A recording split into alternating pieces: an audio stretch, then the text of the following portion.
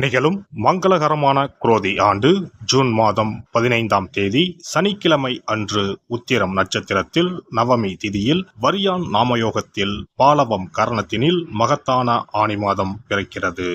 சூரியன் மிதுனம் ராசியில் சஞ்சரிக்கும் மாதம் ஆனி மாதமாகும். உத்தராயணத்தின் கடைசி மாதமாகும். ஆன்மீக சிறப்புகள் கொண்ட மாதம் இதுவாகும். இம்மாத கிரகநிலைகள் என எடுத்துக்கொண்டால் மேசராசியில் செவ்வாய் பகவான் ஆட்சி பலத்துடன் உள்ளார். ரிஷபராசியில் குரு பகவானும், மிதுன ராசியில் சூரிய பகவானும், சுக்கிர பகவானும், புதன் பகவானும் இணைந்துள்ளனர். கன்னி ராசியில் கேது பகவானும், கும்பராசியில் சனி பகவானும், மீன ராசியில் ராகு பகவானும் உள்ளனர். இம்மாத கிரக பயிற்சி என பார்த்தால் ஆனி மாதம் 15ஆம் தேதி மிதுன ராசியில் ஆட்சி பலம் பெற்ற புதன் பகவான் கடகராசிக்கு பயிற்சியாகிறார். ஆனி மாதம் 16ஆம் தேதி சனி பகவான் வக்கர பயிற்சி அடைகின்றார். ஆனி மாதம் 23ஆம் தேதி சுக்கிர பகவான் கடகராசிக்கும், ஆனி மாதம் 28ஆம் தேதி செவ்வாய் பகவான் மேசராசியில் இருந்து ரிஷபராசிக்கும் பயிற்சி அடைகின்றனர். இந்த கிரக அமைப்பினால் உங்கள் வாழ்வில் இம்மாதம் ஏற்படக்கூடிய மாற்றங்கள் என்னென்ன என்பதனையும், ஏதாவது அசுப பலன் ஏற்பட்டால் ராசிக்காரர்கள் செய்ய வேண்டிய பரிகாரம் என்ன என்பதனை பற்றியும் காண்போம். தனது உழைப்பால் வாழ்வில் வெற்றி கனியை ருசிக்கும் கன்னி ராசி அன்பர்களே, இந்த ஆனி மாதத்தில் நீங்கள் முயற்சி செய்யும் காரியங்கள் அனைத்தும் வெற்றியை தரும்.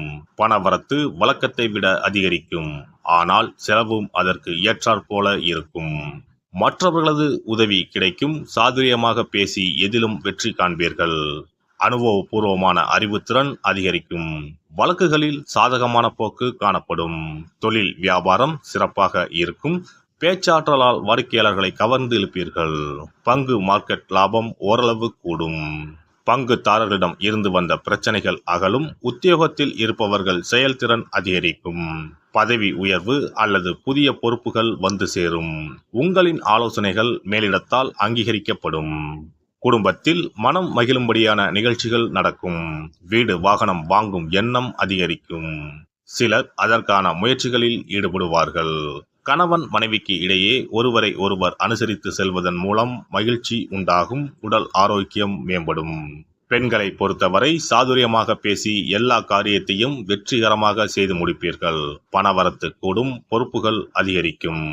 அரசியல்வாதிகள் அனைவரையும் அரவணைத்து செல்வது நல்லது. கட்சி மேலிடத்தின் கனிவான பார்வை உங்கள் மீது விழுந்து உங்கள் கோரிக்கைகள் அனைத்தும் நிறைவேறும். அரசு அதிகாரிகளும் உங்கள் நேர்மையான ஆலோசனைகளை மதித்து நடப்பார்கள். அவர்களால் உங்களின் செல்வாக்கு தொண்டர்களிடம் உயர்ந்து காணப்படும். கலைத்துறையினரை பொறுத்தவரை இம்மாதம் அனுகூலமான திருப்பங்கள் உண்டாகும். பாராட்டும் பணமும் உங்கள் உள்ளத்தை உற்சாகப்படுத்தும். சக கலைஞர்கள் நட்புடன் பழகுவார்கள். அவர்களால் உங்களுக்கு புதிய வாய்ப்புகள் கிடைக்கும். மாணவர்களுக்கு கல்விக்கான செலவுகள் கூடும். சக மாணவர்களிடம் அனுசரித்து செல்வதன் மூலம் சாதகமான பலன் கிடைக்கும். நட்சத்திர பலன்கள். உத்திரம் நட்சத்திரம். இந்த மாதம் மனத்தடுமாற்றம் உண்டாகலாம். செலவுகள் கூடும். நீண்ட நாட்களாக சந்தான பாக்கியம் இல்லாதவர்களுக்கு தெய்வ அனுகூலத்தில் குழந்தைகள் பிறக்கும். வாழ்க்கை துணை அன்புடன் இருப்பர். பிறமொழி பேசுபவர்கள் உங்களுக்கு உதவி செய்வார்கள். நீங்கள் பறிகொடுத்த பொருட்கள் மீண்டும் திரும்ப உங்களிடமே வந்து சேரும். அஸ்தம் நட்சத்திரம். இந்த மாதம் தாங்கள் நினைத்த காரியங்கள் அனைத்தையும் சாதித்துக் கொள்ள தகுந்த சூழ்நிலை இருக்கும். நீங்கள் இழந்த பதவி நற்பெயர் மீண்டும் கிடைக்கும். எந்த முடிவையும் அவசரப்படாமல் நிதானமாக எடுக்க வேண்டும். சில வேண்டாத பிரச்சனைகள் உங்களை தேடி வரலாம். கவனம் தேவை. சித்திரை நட்சத்திரம். இந்த மாதம் நல்ல முன்னேற்றம் காணலாம். நீங்கள் இதுவரை பட்ட கஷ்டங்கள் விலகி நன்மையே நடக்கும். வீண் கவலைகளை விடுத்து உங்கள் கடமைகளை சரியாக செய்யுங்கள். நீங்கள் முயற்சி செய்து எடுக்கும் காரியங்கள் அனைத்திலும் வெற்றி பெறுவீர்கள்.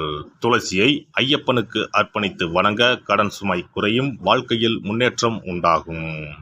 சிறப்பு தொகுப்பு. கழுத்தை நெரிக்கும் கடன் பிரச்சனையால் கஷ்டப்படுபவர்களுக்கு எளிய பரிகாரங்கள் உள்ளன. ருண ரோக சத்ரு இந்த மூன்றுமே மனிதர்களை வெல்லக்கொள்ளும். அதிலும் கடன் பிரச்சனை கவலையை ஏற்படுத்தி மனிதர்களை கலங்க வைத்துக் கொள்ளும். கடன் பிரச்சனையால் கஷ்டப்படுபவர்களுக்கு எளிய பரிகாரங்கள் உள்ளன. இந்த எளிய பரிகாரங்களை நம்பிக்கையோடு செய்தால் நிச்சயம் பலன் கிடைக்கும். ஒருவரின் ஜாதகத்தில் 6ஆம் இடம் கடன் ஸ்தானத்தை குறிக்கும். கடன் பிரச்சனையால் இன்றைக்கு பலரும் தற்கொலை செய்து கொள்கின்றனர். சக்கரத்தாழ்வார் அருள் இருந்தால் கண்டிப்பாக கடன் பிரச்சனைகள் நீங்கும். பெருமாள் கோவிலுக்கு சென்று சனி மற்றும் புதன் கிழமைகளில் சக்கரத்தாழ்வார் சன்னதியில் துளசி மாலை சாற்றி 12 முறை வலம் வர வேண்டும். ஒவ்வொரு முறை வலம் வரும் பொழுதும் கடன் தீர்வதற்கு மனமுருக நம்பிக்கையோடு வேண்டிக் கொள்ள வேண்டும். தொடர்ந்து 12 வாரங்கள் செய்தாலே கடன் பிரச்சனை தீர்ந்து மன நிம்மதி ஏற்படும். மேசராசியில் பிறந்தவர்கள் தயிரை கொண்டு இனிப்பு பலகாரம் செய்து ஒவ்வொரு வெள்ளிக்கிழமையும் மாலை வேளையில் பசுவுக்கு கொடுத்து வர கடன் பிரச்சனைகள் தீரும்.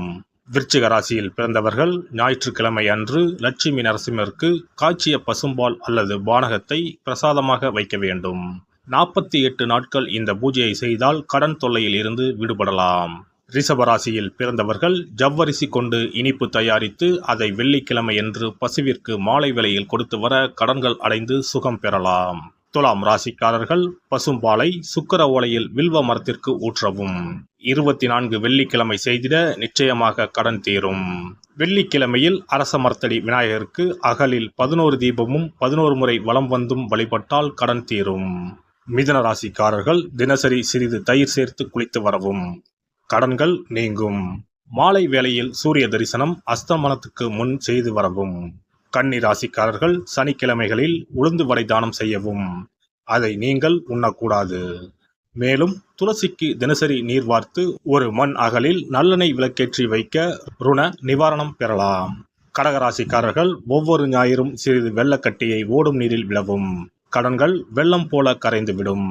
சிம்ம ராசியில் பிறந்தவர்கள் ஒவ்வொரு சனிக்கிழமையும் அரச மரத்தடியில் மண் அகலில் நல்லெண்ணெய் ஊற்றி கருப்பு திரி கொண்டு 8 விளக்குகள் ஏற்றி வர கடன்கள் அழிய வழி பிறக்கும். மகர ராசிக்காரர்கள் சனிக்கிழமைகளில் எள்ளுருண்டை செய்து பலருக்கு தானமாய் கொடுத்து வர கடன் தொல்லைகள் நீங்கும். கும்பராசிக்காரர்கள் வியாழன் மாலை 6 மணிக்கு குங்குமப்பூ சேர்த்த பாதாம் கீர் செய்து மகா விஷ்ணுவுக்கு நிவேதனம் செய்து முதலில் தான் அறிந்துவிட்டு பின்பு மற்றவருக்கும் தானமாய் கொடுத்து வர கடன்கள் மலமளவென அடைபடும். தனுசு ராசிக்காரர்கள் செவ்வாய்க்கிழமைகளில் ஆலய பணிகளுக்கு செங்கல்கள் முடிந்த அளவு வாங்கி கொடுக்க கடன்கள் அடைந்து நிம்மதி பெறலாம். மீன ராசிக்காரர்கள் செவ்வாய்க்கிழமை அன்று மதியமோ இரவோ நோயாளிகளுக்கு சப்பாத்தியை தானமாக கொடுத்து வர கடன்கள் வேகமாக அடைய ஆரம்பிக்கும். குறைந்தது 9 சப்பாத்திகள் கொடுப்பது நல்லது. செவ்வாய் பகவானை மனதார நினைத்துக் கொள்வது நலம் தரும். பௌர்ணமி நாளில் குலதெய்வத்திற்கு படையலிட்டு வழிபடுவது சிறப்பு. குலதெய்வ படம் இல்லாதவர்களும் குலதெய்வம் பற்றி தெரியாதவர்களும் 5 முக குத்து விளக்கை பூஜை அறையில் ஏற்றி வைத்து படையல் போட்டு கற்பூர ஆரத்தி காட்டி கடன் பிரச்சனை நீங்க மனதார வேண்டிக் கொள்ளலாம். இவ்வாறாக 9 பௌர்ணமிகள் விடாமல் இந்த பரிகாரம் செய்ய கடன் தொல்லைகள் எளிதாக தீர்ந்துவிடும். கடன் தீர்வதற்கான வழிகளும் கிடைக்கும். இந்த பரிகாரத்தை அனைத்து ராசிக்காரர்களும் செய்யலாம். எல்லாம் வல்ல இறையருளால் நீங்களும் உங்கள் அன்பு குடும்பமும் உடல் நலம், நீலாயுள், நிறை செல்வம், உயர் புகழ், மெய்ஞானம் ஓங்கி வாழ்க வளமுடன். இந்த வீடியோ பதிவு உங்களுக்கு பிடித்திருந்தால் லைக் பண்ணுங்க, கமெண்ட் பண்ணுங்க, ஷேர் பண்ணுங்க, மறக்காம சப்ஸ்கிரைப் பண்ணுங்க, பக்கத்துல இருக்கிற பெல் பட்டனை கிளிக் பண்ணுங்க. நன்றி, வணக்கம். ஓம் நமச்சிவாய. சிவாய நம.